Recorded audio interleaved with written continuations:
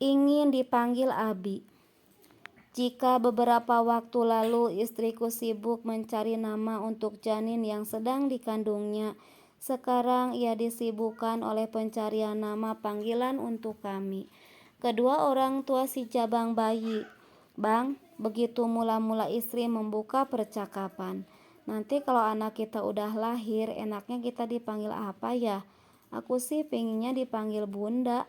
Kalau aku pengennya dipanggil Abi. Istriku tak terima. Nggak cocok abang. Kalau Bunda berarti gandengannya sama ayah, bukan Abi. Tapi aku pengen banget dipanggil Abi sama anakku nanti, Neng. Aku berisi keras mempertahankan pendapat. Memang kenapa abang kok pengen banget dipanggil Abi? Istriku ingin tahu.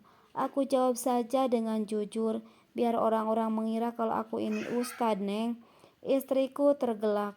Aku bingung mengapa ia tertawa seperti itu.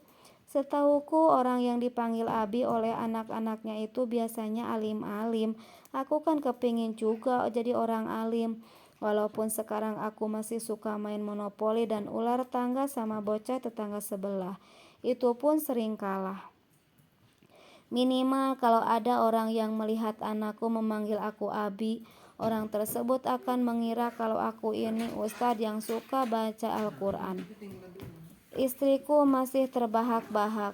Hahaha, mau dipanggil Abi tapi masih suka ngupil sembarangan. Nah, itu nilai minusku. Sudah mengupil terus cocoknya aku dipanggil apa dong? Aku sudah mulai putus asa dengan pencarian nama panggilan ini. Begini saja, tutur istri. Bagaimana kalau aku tetap dipanggil Bunda, tapi abang dipanggilnya Babe? Karakter abang kayaknya pas dengan panggilan itu. Gimana, setuju? Aku terdiam meski hati ini membatin.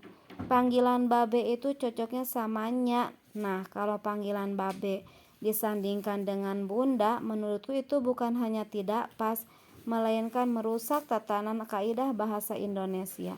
Ibarat orang yang sudah memakai jas mahal berdasi, rambut klimis, dan pakai sepatu pantopel, tapi beolnya dikumbung ikan lele.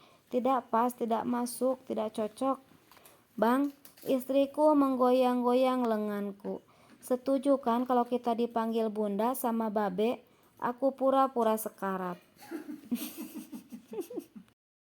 USG.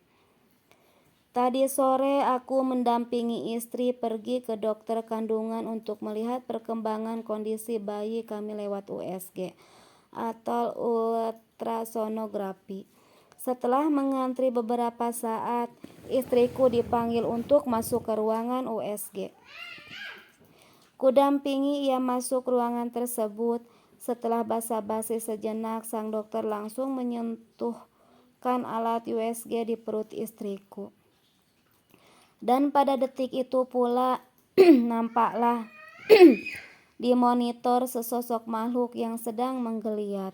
Nah, itu anak Anda, Bu, tutur dokter kandungan pada istriku. Lihatlah, ia aktif sekali, sambungnya. Istriku tersenyum penuh makna. Aku ikut menatap monitor tersebut dengan mata berkaca-kaca. Engkaukah itu anakku? Nah, yang ini tulang punggungnya, sang dokter memberikan penjelasannya sambil menunjuk salah satu bagian di layar hitam putih tersebut. Kalau yang ini jari kakinya, imbuhnya dengan menunjuk bagian lain. Berarti sudah terbentuk susunan tubuhnya ya dok? Tanya istriku. Yang ditanyai mengangguk tersenyum. Kalau yang itu pasti wajahnya, ucapku girang sambil merangsek maju ke arah monitor, lantas menunjuk salah satu bagian di layar tersebut.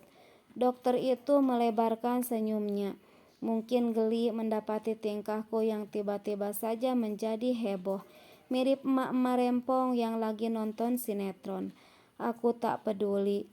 Saat ini aku sedang bahagia karena bisa melihat wujud anakku, meski hanya lewat layar hitam putih. Wajahnya ganteng ya dok, mirip bapaknya, kataku membanggakan diri. Telunjuk ini masih menumbuk monitor. Tuh bibirnya manis kayak aku. Aku makin bersemangat. Kali ini sang dokter sempurna tertawa mendengar celotehanku. USG pun berakhir selepas USG. Dokter kandungan tersebut memberitakan bahwa janin yang dikandung istriku kini berusia 4 bulan. Dan alhamdulillah kondisinya sehat. Aku dan istri bernapas lega mendengarnya. Dokter itu juga tak lupa menyarankan agar istriku memperbanyak minum air putih, makan buah-buahan, dan mengkonsumsi vitamin sesuai resep. Setelah menerima penjelasan dari sang dokter, kami berdua pamit undur diri untuk melakukan pembayaran di kasir rumah sakit.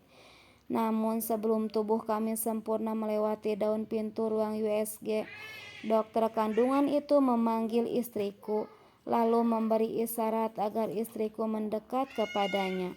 Yang diisarati menurut. Sekejap kemudian kudapati dokter itu mendekatkan bibirnya ke telinga istriku, lantas mengatakan sesuatu dengan berbisik-bisik, entah tentang apa.